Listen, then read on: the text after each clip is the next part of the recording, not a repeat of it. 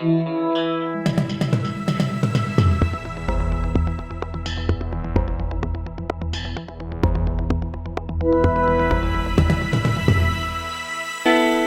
right, we've had a week of Ashes. Australia is dominating. We look incredible. Obviously, this is recorded before all of this because we're wearing the exact same clothes as last week. But this is the second part of the Betoota Talk special Ashes edition, where we will be digging through the highlights of Ashes cricket over the entire history of us playing against England in, again, the televised medium. Everything that's ever happened anywhere, we're covered. We've got it covered. I know. And what an unbelievable first over it was. Oh man, I wish I could live that on repeat. To have been there. I know. I've had the honour of being there. Pinch myself. I had obviously have flown to Perth and come back. Yes. Thank you again for joining us, Peter Lalor. Yeah. We're really just loving this, and we're going to get on to our next highlights straight away because, as you can probably realise, Pete particularly cannot stop talking about the fucking Ashes. So let's get into it. Thanks to BWS. With BWS on the way to wherever you're going this summer, you can get your drinks cold and quick with no fear of missing out on the first over. Now, something that's happening this year, which is, I guess, it's a sentimental moment. Is it? Yeah, the Gabba. This will be the last Ashes at the Gabba. Thank God for that. And you're not a fan? No, horrible place. Horrible. I reckon one of the worst cricket grounds in Australia. Soulless. You stand in the middle of the Gabba and spin around. You can't find any orientation. It has no characteristics. Good spot to sit and watch footy. Maybe great spot back in the day when it was a multi-function venue. Yeah. But what it's become, that's just not doing it for me. But you could say, it is the nation's most egalitarian one in that there's no members. Does egalitarian mean shit?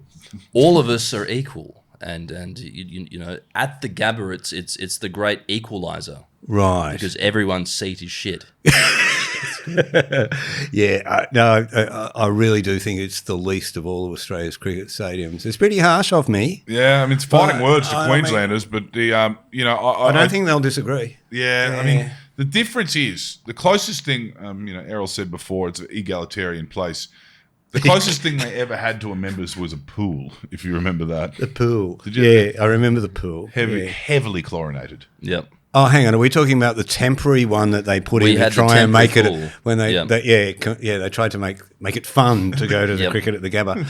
I do recall that. That was peak Big Bash. That was like fireworks, stumps are lighting up. We've got a fucking pool. Did you ever get to go in the pool, Pete? No, I've never been in the pool. Oh, no. It's not there now. But look, I'm not allowed in pools. It was arguably, the most chlorinated water in the southern hemisphere because. Obviously, it was like men standing waist deep in there pissing in this pool. Well, okay. Yeah, that sounds great. Mid-strength urine. Mid-strength urine. So on the day that Clancy and I were invited to ascend into the Gabba members, the first thing I did was jump in there and put my head straight under it. And I popped up on the other side, and the lifeguard said, "I wouldn't do that if I was you." That was a Brisbane heat match. That was peak insanity. That's fantastic. Was the water frothy? No. I have reached back into my mind to find something positive to say about the Gabba, and I do. It had the best salad roll in Australia. There was a little canteen just outside the Gabba, and on practice days, pre-days when we're in the nets and things like that, you'd go down there and line up and you could still get that old school country salad roll, It had the Kraft single slice of cheese, the lettuce, the white pepper. Yeah. Had pineapple, of course, mate. I always looked forward to the salad roll from the canteen at the Gabba. Guess what happened last summer? What? It was closed. It's gone. Yeah, I've almost lost the will to live. Game's gone. Gone. Yeah. It's like the West End. They ruined the West End and then they ruined the bloody salad roll. Anyway, we talking about cricket or... Is the German club still there? That's a good place to have a stein of mid-strength before it says. Could I get 1.25 litres of I'm sure you Forest guys Gold, please? see the German club through different eyes to me when I wander out of that ground sober at night and look across at 1,500 gloriously drunk people sucking on steins. Pretending to be German. Yes. Yeah.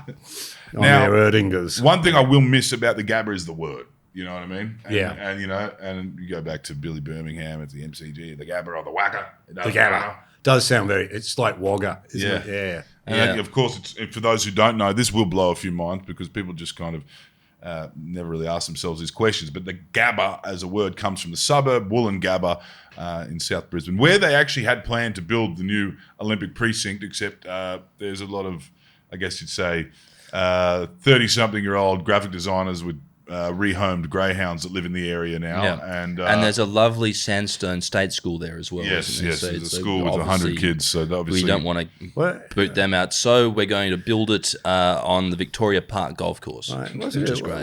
Was it the site of Brisbane's first sewage farm? Come on, you guys are... Probably. I dare say there was a lot of heavy industry in the area, which is probably why they were able to say we're going to build the biggest oval that we've ever had in this country. That said, you see some bloody great cricket at the Gabba, don't you? Mm-hmm. Yeah. I mean, Well, as miserable as the stadium is, and that's all it is. It Geez, features- the cricket is often good at the Gabba.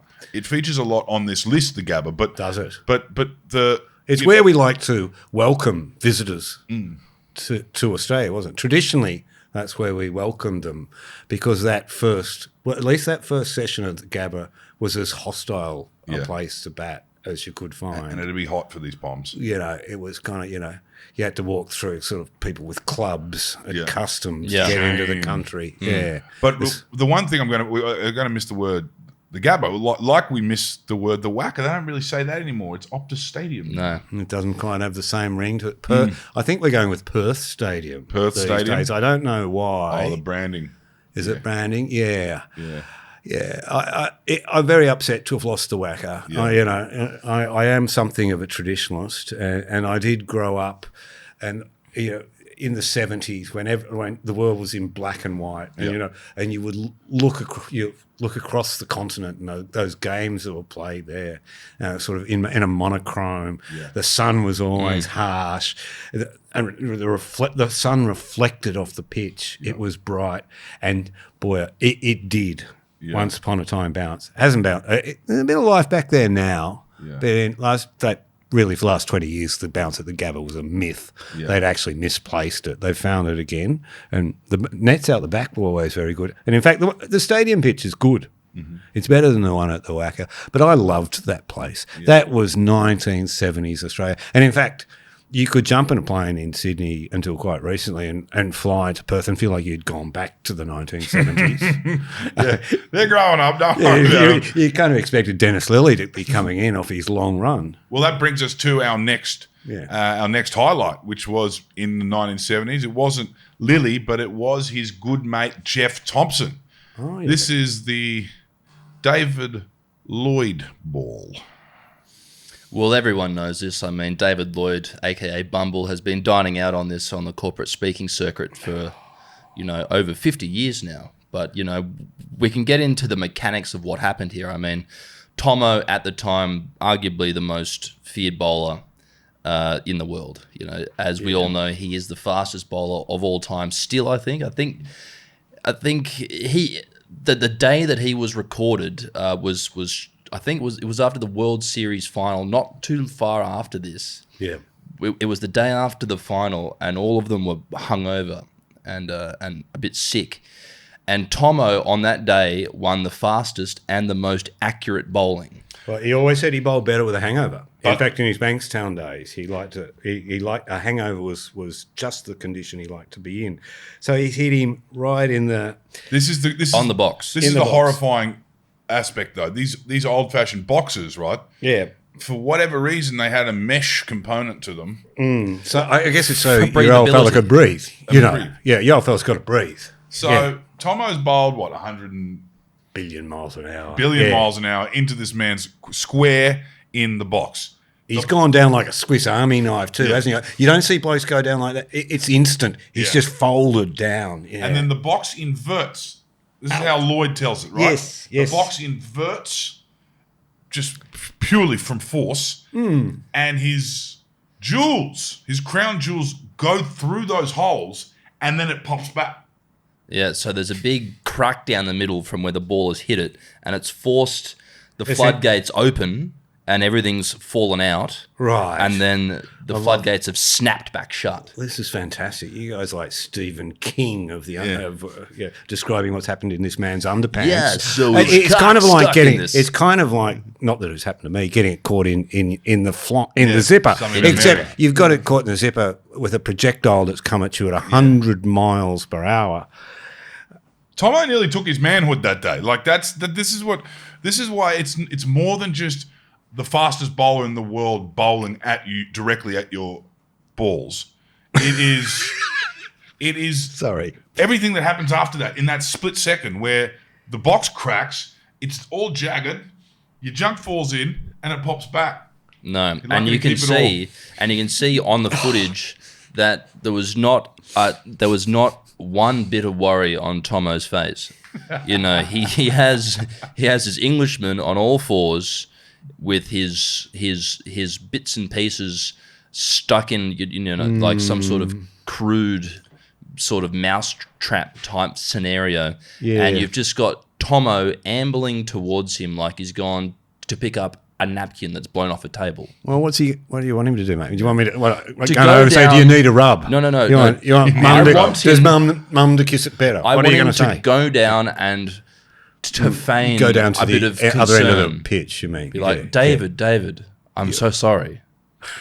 It couldn't have happened, sorry to say this, Bumble, to a better bloke in a way, because master storyteller, got that Mancunian dry wit to him. Funny as fuck, frankly. And I had the joy of actually being taken on a pub tour of Manchester by Bumble. Last Ashes. Really? He does it in a very high voice. No. The castrato. It was a gift to a storyteller. Yeah. And Bumble has dined out on it for years to come, as has Jeff. Now, Tomo appears again on our list here. He does. Same year. Yeah. Same year. Not the same city. This is the second test of 74. Tomo... so what's happened here? England have had an injury. They've had to call in a veteran cricketer. The name is Colin Cowdrey, haven't they? Yes. Colin Cowdrey, who is then pushing 42, I reckon. So he's making Usman Khawaja look like a pup. Yes. This is a guy born in the 40s. Born 1932. 32. Christmas Eve, 32. Essentially... When Cowdrey walks out to bat and walks up to Jeff Thompson, it's like one of them's got in a DeLorean or something and come from another time. And this is a man that probably spent his life like literally running around hiding from the Germans during the Blitz. Like he was also born in India, would have been under the British Raj. He was born on a tea plantation in India, in Tamil Nadu. His father was a very good cricketer. But we say he's from another world. This kid spent 7 years in a boarding school and didn't see his mum and dad once. Yes. He's your classic, very old school Pom. Yeah. So when he gets out to the centre, what does he say to Jeff Thompson? He says, "Good morning. My name's Cowdrey." He does. Is that what he said? Yeah. Good morning. Yeah. Good morning. Pleased to meet you. And what did Tomo say? Tomo said, "Get ready for a break." Well, look, see here. So Colin Cowdrey's first Test match for England was in 1954. Yeah. So look, he's basically been called up for some reason. Look, he's been called all the way down to the arse end of the world. Yeah. To face two of the most dangerous men in world cricket at the time. And he's an old world gentleman. And in fact, he did get knighted. Okay.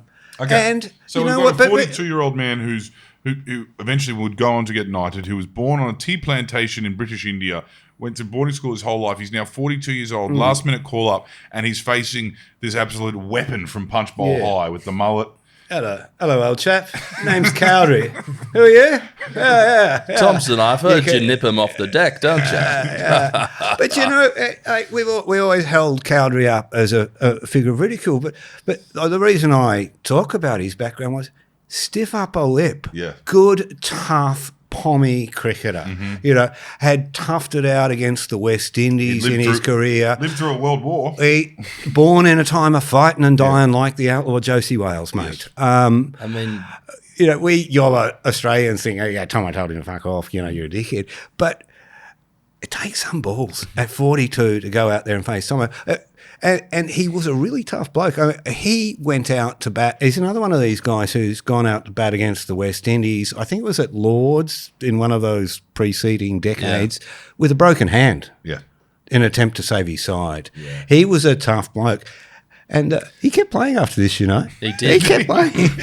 He played about 4 or 5 more tests, and I think he made 150 in first-class cricket when he was 43, 44. This guy played 112 test matches. Impressive. Yeah. That's an impressive well, look, man. You see, in this game, though, he was hit on the body. He was hit on the back of the head. I think it's almost like going back and watching the footage now. Like if we turned on the sound, you know, it's almost like you'd hear Elgar's, you know, Dean Elgar, is it? No, Elgar, the composer, that song, Nimrod, you know. No.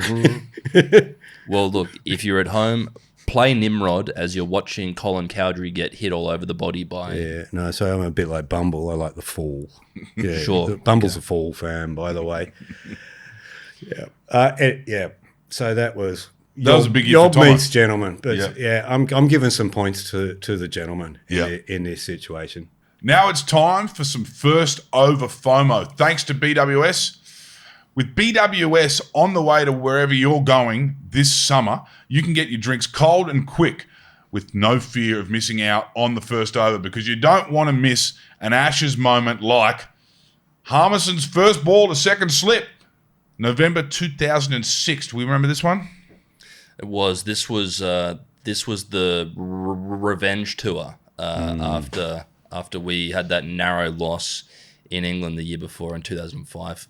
Famously, when Warney took 40 wickets in a losing series. I mean, so I'm sitting up there in the press box. I'm watching this, and it was kind of like one of those moments where there's a break in the matrix or something. You see the bowler run in, ball goes out of his hand, and next thing you know, second slip's holding the ball. Hang on. Did he edge that to second slip? Did the keeper just flick it sideways to second slip? Hell no. As Harmy wrote in his book, he said, Flintoff threw me the ball for the first over of the innings.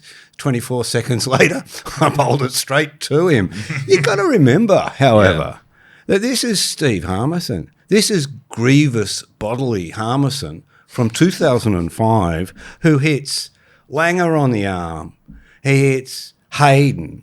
He hits Ponting on the cheek, splits his cheek. He bowled the most terrifying spell in 2005, and then he basically sharts here. I mean, it's self-harm. It's not grievous bodily harm. Self-harm. No, the Poms did bring a gaggle of pretty ordinary bowlers on this tour. I mean, they brought Harmison, who was obviously coming off a hot one the last tour, but he had we had Matthew Hoggard. He had a pretty forgettable series, of course. There was Sajid Mahmood, who did his good job of bowling very pedestrian 138-kilometre-hour balls that didn't move. And, of course, Monty Panesar, who, at the Wacker, famously when Adam Gilchrist hit the second fastest 100 of all time, you know, they had poor bloody Monty was out there like the goat in Jurassic Park.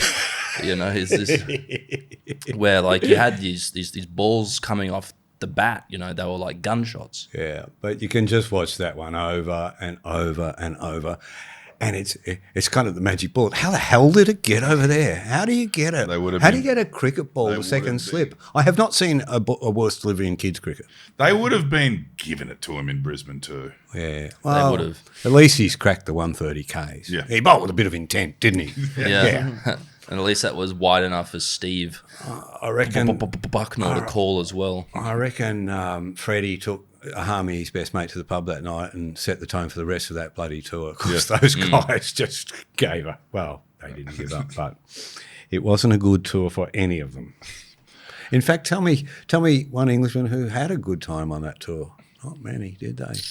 Ian Bell, not too bad, I think. Yeah, that's right. He put up a bit of resistance. I think that was where he earned his MBE, was on this tour. Yeah, that's right. Collingwood make a double 100. Yeah, Collingwood did, I think, well, there's always losing tests. There's always some heroes on the first day of the Somme, wasn't there? Yeah. Now, we're going to scooch back. Right, where are we here? What this have we got? This is the 2nd of January, 1999. Yeah. Oh, so it looks like a long time ago, doesn't it? The New Year's Day test in 99. This was back when the SCG was it was actually the SCG. It had a pitch that would just deteriorate on day 3. It would go to shit. And because of that,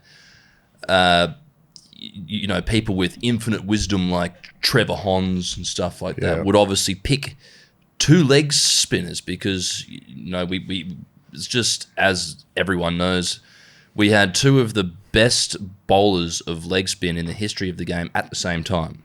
Yes, and how appropriate that Stuart, what's his name? I've got it here on my phone. His name's Stuart. So his initials Stuart? are SCG MacGill. Yes, does it at the SCG, and we'll get back to that later on too with somebody else we're going to talk about.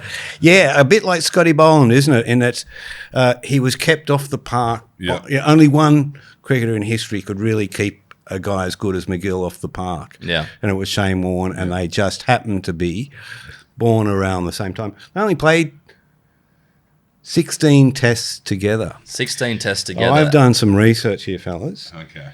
What we got? In those 5 of them were, and well pointed out by you, at the SCG, which was where Australia would load up with 2 spinners. In those 16 tests, MacGill took 82 at 22.11, and he struck at every 41 deliveries.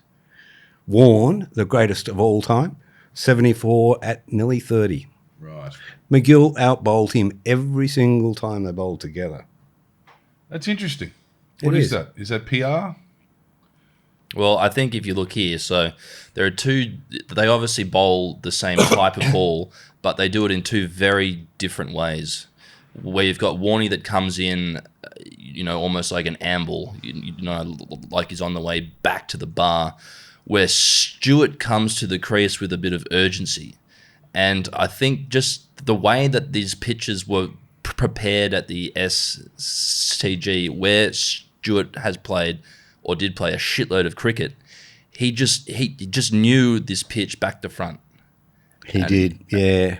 And he just had played that like that so many games on it that he knew where the footholes were opening up probably before Shane did. Would you say, in the same vein as Scotty Boland, this was a kind of cometh the moment, cometh the man type scenario for MacGill? Yeah, it was, and it was only the 8th test he'd ever played. Yeah. So this is very early in his career. I think he played the previous test in Melbourne, sans Warne. So Warne was out injured. Warne comes back in this game. Yeah, they played a lot together in England as well, and MacGill had a very good record in England. I always felt there was more chaos about MacGill's bowling. He'll hate me saying that. Warne's, you always felt it was calculating. Even when Warne was struck for 2 4s, you knew he was setting the batter up. Yeah.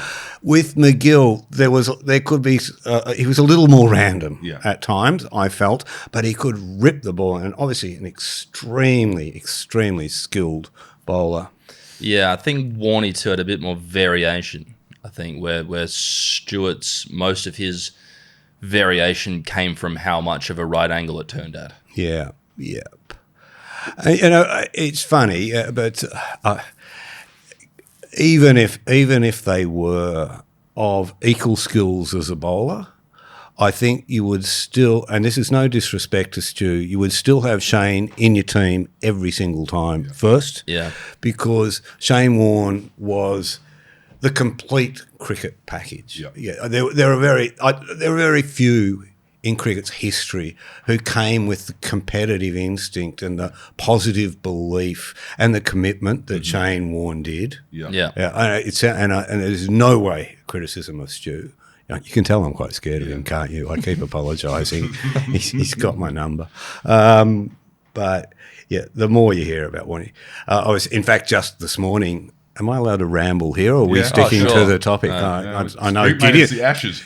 Gideon gets annoyed at me if I ramble, so thanks. It's the Ashes, and this is what people are doing on the couches for the next few months. So, I was just reading Rob Key's book this morning, and you could almost Rob Key, the cricketer that he identified with and loved the most, and probably inspired him the most, was Shane Warne. I reckon you could bring the antecedents of this New England approach, which Bazball, as they coach, was Key coming in with a set of ideas that he'd learned through cricket, and I think the one shining light to him in cricket when he played was Shane Warne, and they were very good mates too, actually. Right. Yeah. And of course, Shane Warne, we forget, was not a B-lister in England.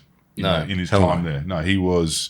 We were sitting here going, "Damn, Warney ended up with Hurley. How did he do that?" And in England, they were saying the opposite. How did Hurley get with Warney? And on our run of colourful 90s era Australian cricketers, it's time that we revisit a bit deeper into the 90s. This one was Michael Slater's magical 176. This is the first test of the 94-95 Ashes. What do you remember of this one, Pete? Well, I remember that. Michael Atherton threw the ball to De Freitas, put it in the spot. Probably, in that situation, every other batter in the world would have shouldered arms in 1994. Michael Slater cracked it between the two gullies for 4. Yep. They tell me that in the press box and all around the ground, you heard the air go out of England's lungs. He just smacked him all over the place in that first over. And in fact, I think they got to lunch undefeated, batting with Taylor.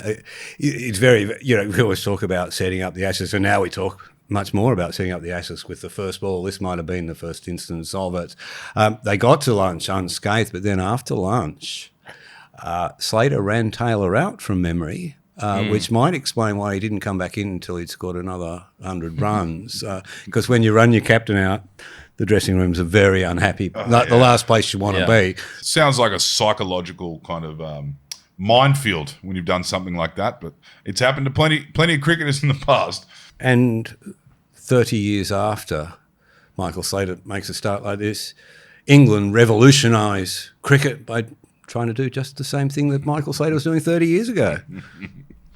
We invented it. And now we move a bit later in the 90s. We're having a bit of fun here. It was a glorious time for Australian cricket, and it was a glorious time for Australian cricket when we were playing the Poms.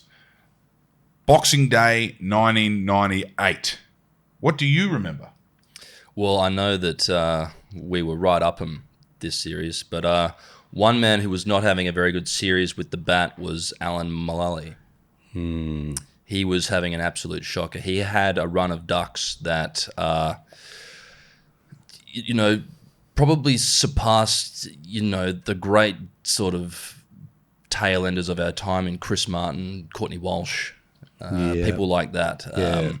So he was very much coming in to bat last and was a bit of a bunny for our quicks back then. But one man who actually came off second best, funnily enough, in this innings here was Glenn McGrath.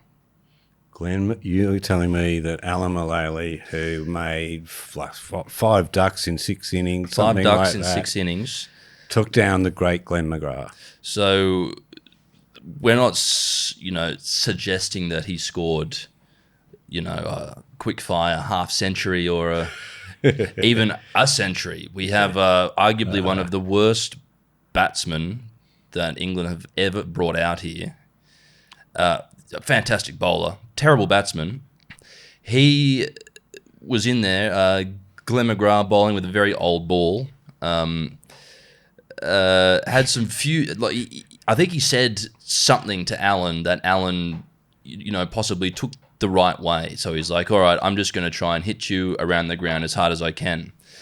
And Glenn, very good at bowling outside off stump with a bit of variation. But here he was trying to hurt Alan. He was coming around the wicket. He was like, all right, I've had enough. And he was bowling at the body. And Alan rose to the challenge. I mean, as we can see here on the footage, if you're watching with us, Alan didn't take a back seat here. He really tried to take the fight to the Narromine nail. And the Narromine nail. And look, he ended up scoring 16 runs off this classmate of Melissa Gainsford-Taylor at Narromine High. They're But yeah, look, it was humiliating. Yes. It was absolutely humiliating for me, wasn't it? I mean, that's one the whole thing. of the nation was tuned in. It had actually become sport in Australia, watching Mullally fail. Everybody was focused in on that. I think you can see in some of those shots. There's signs up around the ground. Yeah.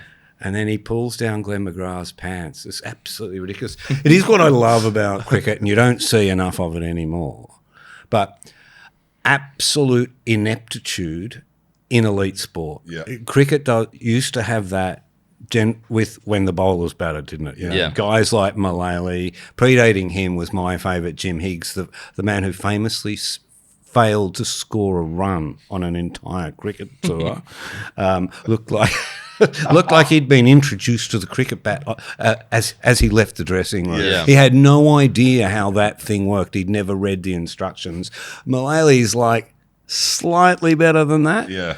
Yeah. No. And again, it's Boxing Day. And the one thing you know about this is McGrath's got a great memory, and he would stew on that to this day. McGrath's a guy that can actually name every Test wicket that he's got, Yeah. Right.